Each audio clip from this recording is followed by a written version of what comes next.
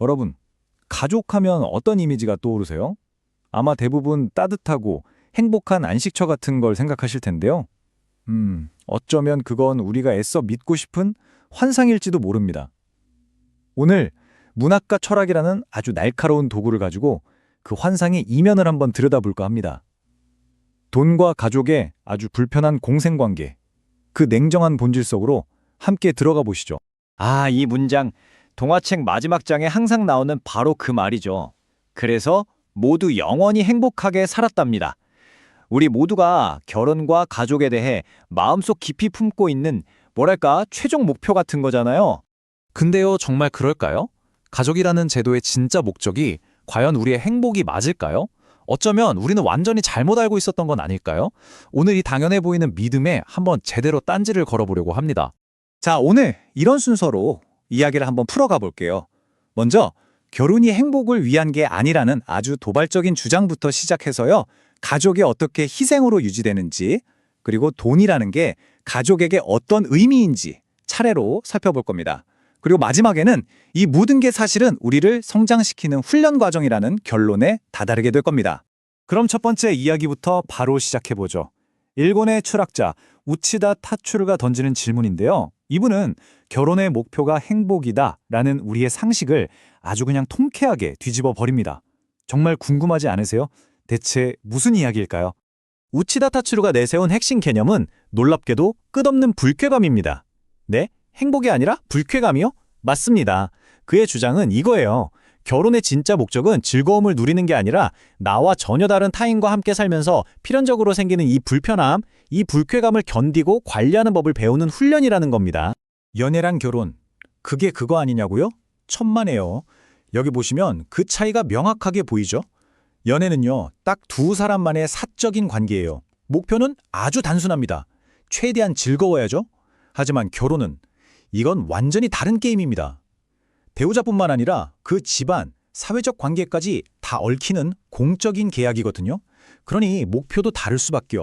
아니 그럼 이렇게 불편하고 불쾌한 걸 대체 어떻게 참고 살라는 걸까요? 바로 여기서 사랑이 등판합니다. 우치다의 설명에 따르면 사랑은 일종의 강력한 환각제 같은 거예요. 예를 들어 상대방의 코 고는 소리가 너무 시끄러워서 짜증나잖아요? 근데 사랑이라는 필터를 끼우면 아, 나랑 있으니 이 사람이 정말 편안하구나 하고 의미를 바꿔버리는 거죠. 현실을 재해석하게 만드는 마법이랄까요?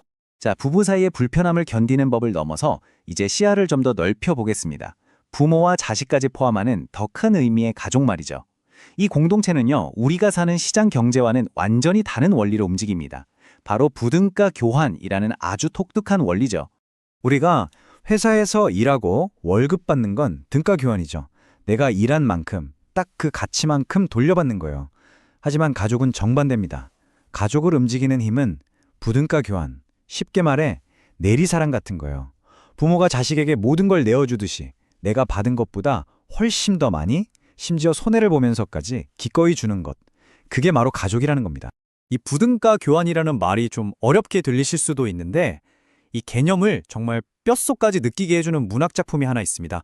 바로 아리시마 타케오의 소설인데요. 아내가 세상을 떠난 뒤에 어린 자식들에게 남기는 아버지의 편지 글형식이에요. 이 글을 통해 부모의 희생이 뭔지 한번 들여다보겠습니다. 아, 정말 부모가 자식에게 할 수 있는 가장 절절하고 위대한 약속 아닐까요? 나의 삶이 끝나는 곳이 너희의 새로운 시작점이 되게 하겠다. 내 모든 걸 디딤돌 삼아 더 멀리 나아가라. 바로 이런 희생이 가족이라는 공동체를 지탱하는 부등가 교환의 심장인 거죠. 자, 이제 어쩌면 가장 현실적이고 또 가장 불편한 이야기로 들어가 보겠습니다. 바로 돈 문제입니다. 이 돈이라는 건 가족이라는 낭만적인 관계에 끼어든 가장 냉정한 현실이죠. 이 돈 때문에 가족이 더 끈끈해지기도 하지만요. 정말 한순간에 모든 걸 박살내버리는 무서운 폭탄이 되기도 하거든요. 오헬리의 유명한 단편 소설에 이런 장면이 나와요. 한 부부가 이제 정말 끝이라고 생각하고 이혼하러 법정에 섰습니다. 서로에게 더는 줄 것도 받을 것도 없다고 믿는 이들에게 판사가 이혼 수수료를 내라고 요구하죠. 바로 이 작은 돈이 누구도 예상치 못한 결과를 만들어냅니다. 이 부부의 전 재산은 고작 $5였습니다. 이 돈은 먼저 그들의 낡고 지긋지긋했던 결혼 생활을 끝내는 비용으로 쓰여요. 그런데 정말 놀랍게도 판사가 그 돈을 다시 부부에게 돌려주면서 새로운 결혼의 증표로 삼으라고 합니다. 똑같은 5달러가 관계의 끝과 시작, 그 모두를 가능하게 한 셈이죠. 결국 관계라는 건 그게 끝이든 시작이든 어떤 식으로든 비용을 치러야만 유지된다는 걸 보여주는 아주 상징적인 장면입니다. 자, 이번엔 정반대의 경우를 한번 볼까요? 돈이 관계를 다시 잇는 게 아니라 아주 처참하게 박살내는 이야기입니다. 모파상의 소설 쥐일 삼촌에 나오는 한 가족인데요. 이 가족은 미국에서 엄청난 부자가 됐을 거라고 믿는 쥐일 삼촌이 돌아오기만을 학수고대합니다. 이들에게 쥐일 삼촌은 피를 나눈 가족이 아니라 자신들을 가난에서 구해줄 걸어다니는 복권 같은 존재였죠. 그렇게 기다리고 기다리던 삼촌을 드디어 마주치는 순간이 옵니다. 이 가족이 상상했던 건 왼쪽의 모습, 아주 멋진 신사였겠죠? 하지만 그들의 눈앞에 나타난 현실은 오른쪽에 있는 배 위에서 관광객들에게 굴이 낚아서 팔고 있는 초라한 노인이었습니다. 모든 환상이 와르르 무너지는 순간이죠. 그때 어머니가 내뱉는 이 한마디. 저 인간이 이제 와서 우리한테 엉겨붙으면 어떡해? 정말 소름 끼치도록 차갑지 않나요? 그토록 기다렸던 삼촌이 돈다발이 아니라는 걸 확인한 순간 가족이라는 끈은 그냥 아무렇지도 않게 싹둑 잘려나간 겁니다. 결국 이들에게 가족 유대감이란 돈이라는 환상 위에 세워진 모래성이었던 거죠. 자, 지금까지 결혼의 불편함, 희생, 그리고 돈이라는 냉정한 현실까지 가족의 민낯을 쭉 들여다봤습니다. 듣다 보니 좀 씁쓸하시죠? 그럼 가족이란 건 그냥 이렇게 고통스럽기만 한 걸까요? 우리를 오가매는 족쇄일 뿐일까요? 아니요. 어쩌면 이 모든 불편함 속에 아주 중요한 목적이 숨겨져 있는지도 모릅니다. 오늘 이야기들을 종합해보면 이런 결론에 이르게 됩니다. 결혼은 행복이 목적이 아니라 나와 전혀 다른 타인과 함께 사는 법을 배우는 과정이었고요. 가족은 내가 준 만큼 돌려받는 곳이 아니라 기꺼이 희생하는 법을 배우는 곳이었습니다. 그리고 돈은 관계를 만드는 게 아니라 그 관계가 진짜인지 가짜인지를 시험하는 리트머스 시험지 같은 거였죠. 이 모든 걸 관통하는 하나의 키워드는 바로 성장입니다.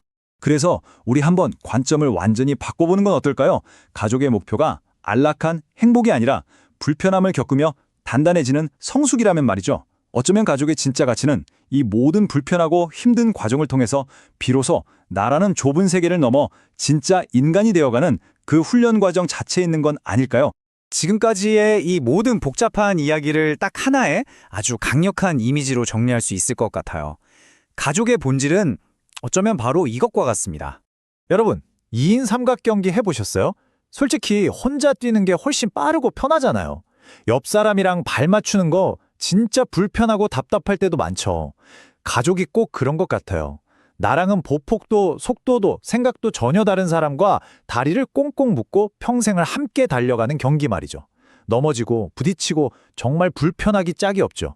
하지만 신기하게도 바로 그 불편함 속에서 서로에게 맞추고 또 맞춰가다 보면 어느새 혼자서는 절대 갈 수 없었던 길의 끝에 함께 도착해 있는 겁니다.